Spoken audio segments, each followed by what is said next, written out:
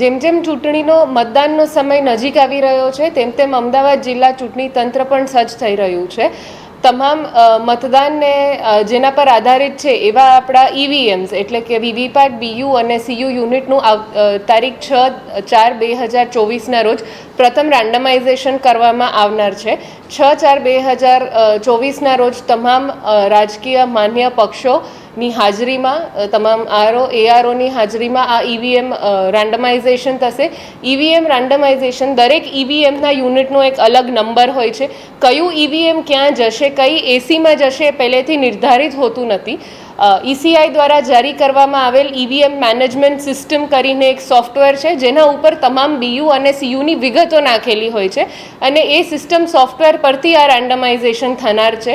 આ જે રેન્ડમાઇઝેશન થશે, હાલ આપણી જોડે જોઈએ તો 9,000થી વધુ બીયુ, સીયુ અને વીવીપેટના યુનિટ્સ છે.